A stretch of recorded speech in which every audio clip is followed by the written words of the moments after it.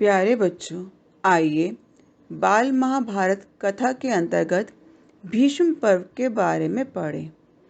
भीष्म पर्व के अंतर्गत आने वाला अध्याय युद्ध का 10वां दिन और भीष्म की सरशय्या से पहले कुछ पूर्व परिचय ग्रहण करें। जिस समय श्री कृष्ण द्वारा अर्जुन को समझाने का प्रयास किया गया था और उनका वो अंतिम प्रयास भी असफल रहा था, तब ये तय हो गया कि अब युद्ध अवश्यंभावी है। फिर दोनों पक्षों ने युद्ध की तैयारी की। पांडवों के सेनापति बने धृष्टद्युम्न और कौरवों के सेनापति भीष्म पितामह। दोनों दल कुरुक्षेत्र के मैदान में आमने सामने खड़े थे। उस समय शत्रु पक्ष में अपने सगे संबंधियों को देखकर अर्जुन के मन में मोह जाग गया। वे उनके विरुद्ध अस्त्र नहीं उठाना चाहते थे। तब श्री कृष्ण ने अर्जुन को गीता का उपदेश दिया, जो कि विश्व प्रसिद्ध है। युद्ध आरंभ करने से पहले युधिष्ठिर ने अपने कवच अस्त्र रथ पर रख दिए और शत्रु पक्ष अर्थात कौरवों के दल को चीरते हुए बड़ों का आशीर्वाद ग्रहण करने के लिए उनकी सेना के अंदर चले गए। वहां जाकर उन्होंने भीष्म पितामह, द्रोण और द्रोणाचार्य से जीत के लिए आशीर्वाद ग्रहण किया। सर्वप्रथम जो युद्ध आरंभ हुआ वो दोनों पक्षों की ओर से द्वंद्व युद्ध था। दोनों पक्ष के समान बल वाले योद्धाओं ने एक जैसे हथियारों का उपयोग करते हुए युद्ध किया था। ये धर्म युद्ध था। 9 दिनों तक दोनों पक्षों को भयंकर क्षति का सामना करना पड़ा, अर्थात दोनों पक्षों की तरफ से कई महान योद्धा मारे गए। 10वें दिन के युद्ध में पांडवों ने शिखंडी को आगे कर दिया। युद्ध में आगे आगे शिखंडी था और उसके पीछे पीछे अर्जुन थे। अर्जुन ने शिखंडी की आड़ लेकर भीष्म पितामह पर बाण वर्षा कर दी। शिखंडी के बाणों ने भीष्म के वक्षस्थल को बीट डाला, परंतु भीष्म ने अपने चेहरे पर शिकन तक नहीं आने दी और न ही शिखंडी के बाणों का प्रत्युत्तर दिया। जिस समय 10वां युद्ध आरंभ हुआ था, उस समय पांडवों ने शिखंडी को आगे कर दिया और उनकी आड़ में पीछे से अर्जुन ने भीष्म पितामह पर बाणों की वर्षा की थी।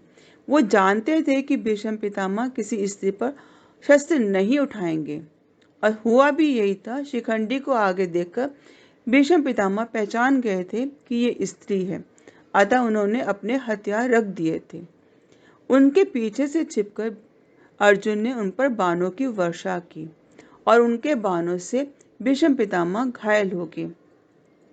जब उन्होंने देखा कि भीष्म पितामह के चेहरे पर कोई शिकन तक नहीं है, कोई दुख का भाव नहीं है और शिखंडी के बाणों का कोई प्रत्युत्तर यानी जवाब नहीं दे रहे हैं, अर्जुन ने जब यह देखा तो पितामह भीष्म कोई विरोध नहीं कर रहे, तो उसने अपने दिल को मजबूत करके उनके मर्म स्थानों, जो शरीर के कोमल हिस्से हैं, जहां बाण लगने पर मृत्यु निश्चित हो जाती है, उन्होंने लक्ष्य बनाकर अपने तीक्ष्ण बाणों से उन्हें भी बेंधना शुरू कर दिया।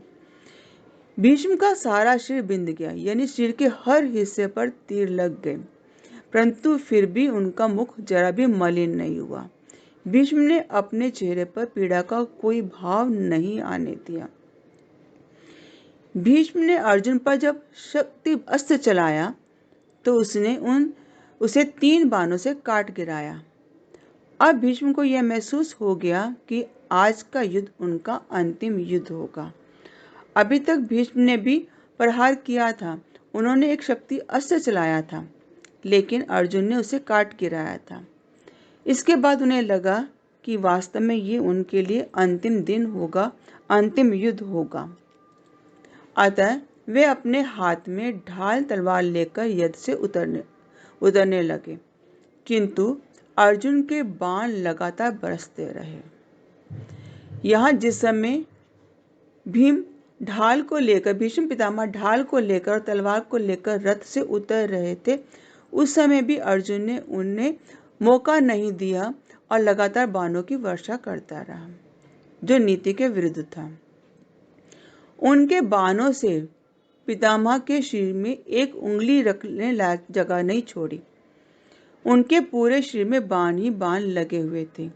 इस कारण भीष्म रथ से सिर के बल जमीन पर गिर पड़े। गिरने पर भी भीष्म का शरीर भूमि पर नहीं लगा। अर्जुन ने उन पर इतने अधिक बाण चलाए कि लगा अब उनके शरीर पर एक उंगली रखने तक की जगह भी नहीं बची है।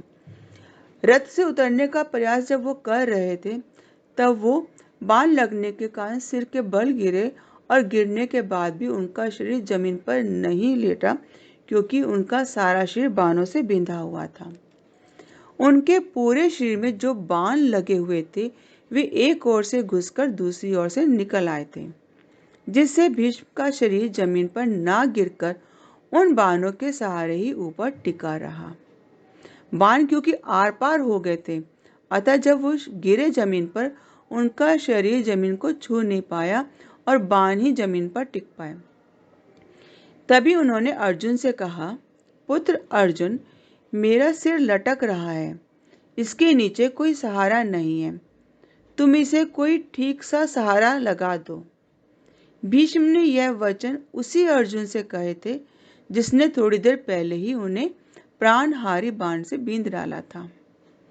जिस समय भीष्म पितामह जमीन पर गिरे थे और उनका शरीर जमीन पर टिक नहीं पा रहा था, बाणों के सहारे टिका हुआ था, तब उनका सिर लटक रहा था।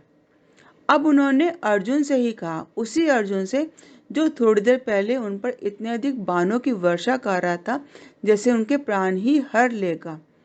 अब वो उन्हीं को संबोधित करके कह रहे थे कि पुत्र अर्जुन, मेरा सिर लटक रहा है, अतः सहारे के लिए कोई चीज लगाओ। अब अपने पितामह भीष्म की अनुमति मांगते हुए उन्होंने उनके सहारे के लिए प्रयास किया। पितामह भीष्म की आज्ञा सुनते ही अर्जुन ने अपने तरकश से 3 बाण निकाले और उनका सिर उन तीरों की नोक पर रखकर उनके लिए उपयुक्त तकिया सा बना दिया। पितामह भीष्म के कहने पर अर्जुन ने फिर से 3 बाण निकाले।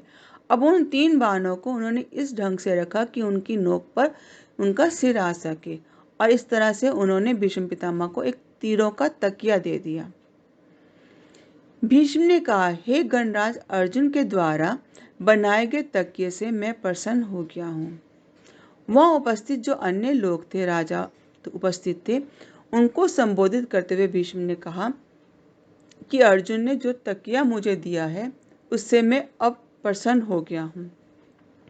अभी मेरा शरीर त्यागने का उचित समय नहीं आया है, इसलिए सूर्य के उत्तरायण होने तक मैं यहीं पर ऐसे ही पड़ा रहूंगा, क्योंकि भीष्म पितामह को इच्छित मृत्यु का वरदान प्राप्त था, यानी जब वो उनकी इच्छा होगी तभी ही वो प्राण त्याग सकते हैं।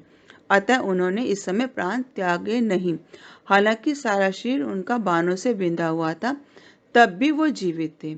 उन्होंने वहां उपस्थित लोगों से कह दिया कि मेरा ये समय अभी शरीर त्यागने का नहीं आया है, और जिस समय सूर्य के उत्तरायण हो जाएगा तब तक मैं यहीं पड़ा रहूंगा।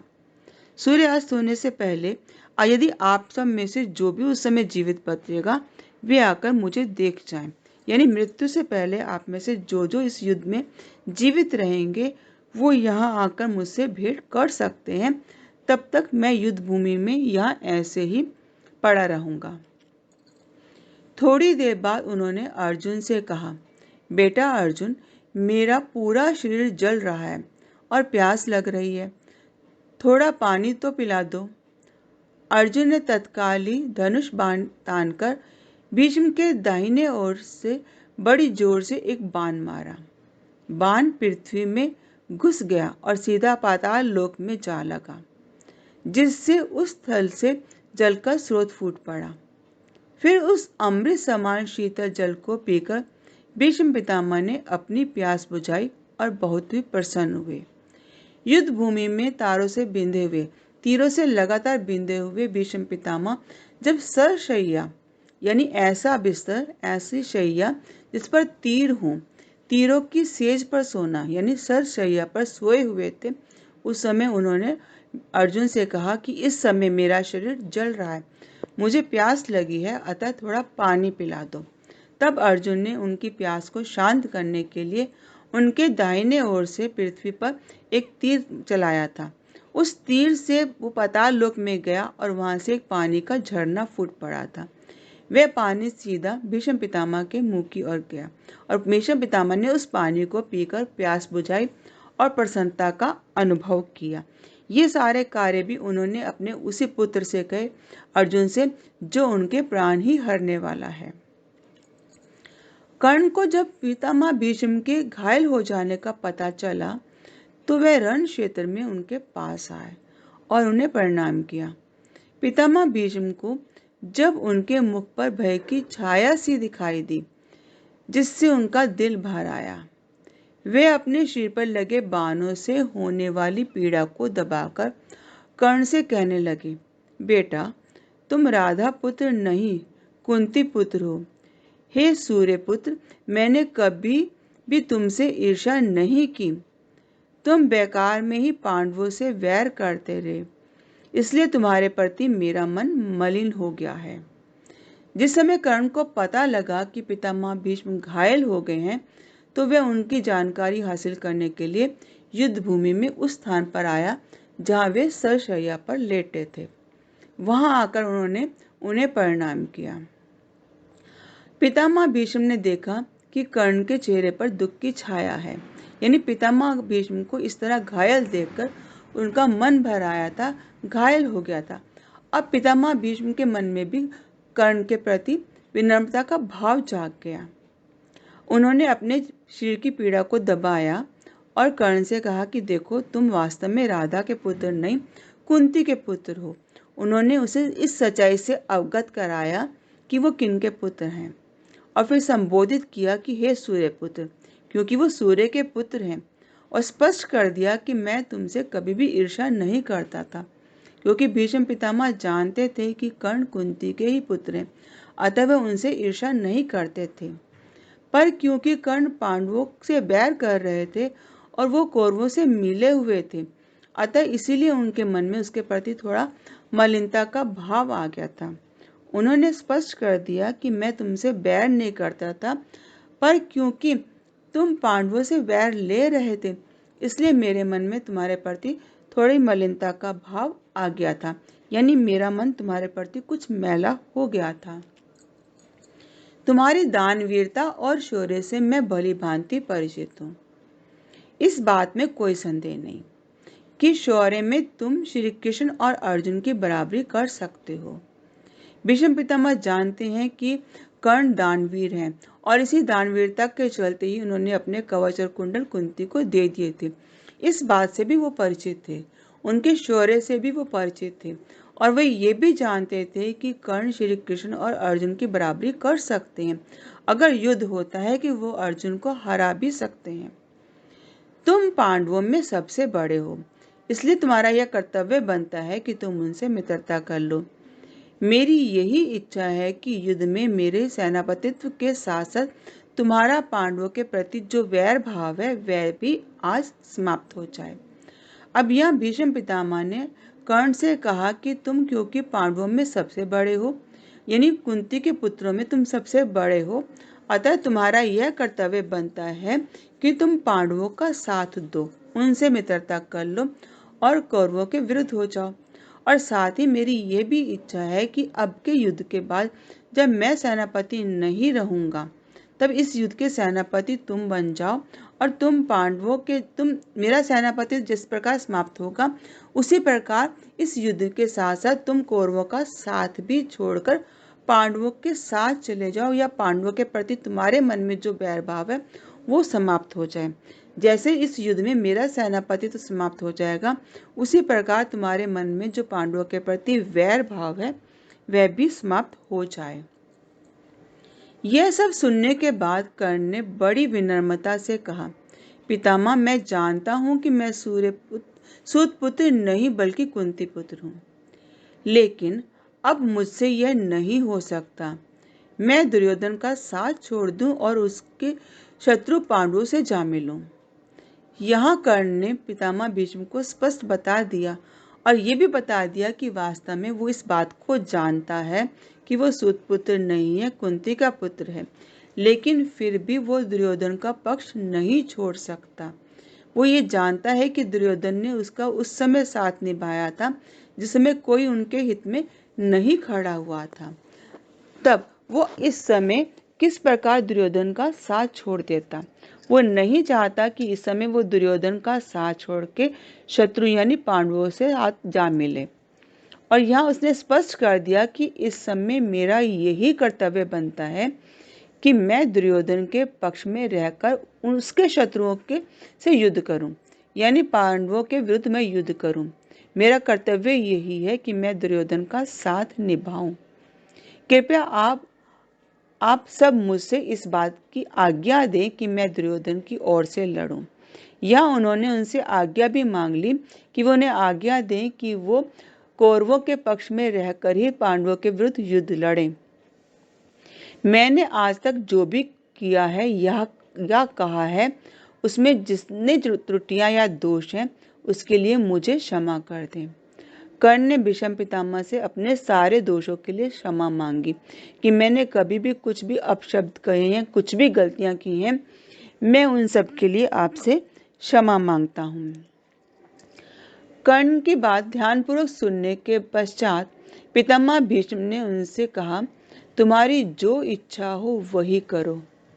पितामह भीष्म ने से आशीर्वाद पाकर कर्ण बहुत प्रसन्न हो गया और रथ पर चढ़कर युद्ध भूमि में जा पहुंचा। कर्ण को देखते ही दुर्योधन फूला न समाया। अब यह कर्ण की बातें उन्होंने भीष्म पितामह ने ध्यानपूर्वक सुनी थी।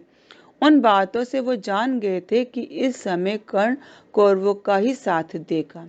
तो उन्होंने कह दिया कि ठीक है, जो तुम्हारी इच्छा है वही करो, और उन्हें आशीर्वाद दिया।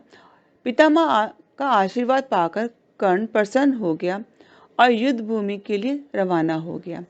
जिस समय दुर्योधन ने यह देखा कि कर्ण युद्ध भूमि में आ रहे हैं, क्योंकि कर्ण ने यह प्रतिज्ञा की थी कि जब तक भीष्म पितामह रहेंगे वो इस युद्ध में शामिल नहीं होंगे।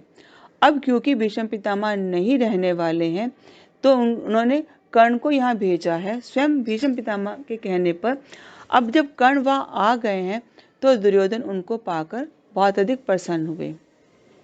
पितामह भीष्म के बिछड़ने का जो दुख दुर्योधन को दुस्सहाय सा प्रतीत हो रहा था, अब कर्ण के आ जाने पर किसी तरह से उसे भूल जाना उसे संभव लगा।